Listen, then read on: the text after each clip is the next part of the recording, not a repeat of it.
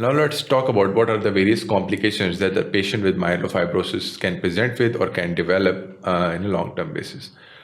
Start off, because of an increase in the fibrosis, the bone marrow failure is basically evident, and it basically goes on as long as the fibrotic process is there. And we try to control it with medications, but eventually when the fibrosis is complete, there is an increasing bone marrow failure, and the bone marrow finally goes through a spent phase, or basically leads to develops failure.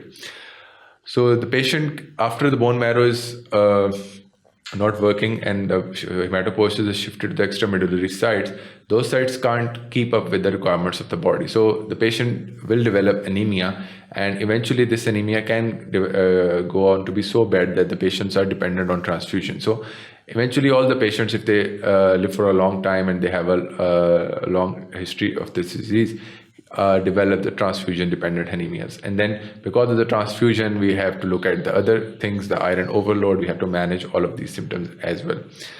Organomegaly, specifically the spleen or the liver, this is the major sequelae of this disease, and all of the various types of complications like the ascites or the pulmonary hypertension or the portal hypertension, the various types of obstructions, they are a sequelae of the organomegaly, specifically this being the spleen. And finally, about just around 8 to 10% of the patients which have primary myelofibrosis, these patients go on to develop leukemia, specifically the acute myeloid leukemias.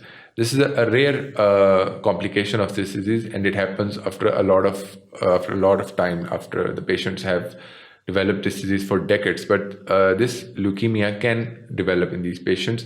And similarly, as we saw in the disorders which cause the secondary myelofibrosis, the leukemia itself can also lead to the development of primary myelofibrosis. So all of these diseases, the myeloproliferative disorders, they are interconvertible. One type of a disease, for example, polycythemia vera, over a long period of time can lead to the myelofibrosis. Similarly, leukemia can present with myelofibrosis, and myelofibrosis eventually can also lead to the development of leukemia. So these are the rare complications of this disorder.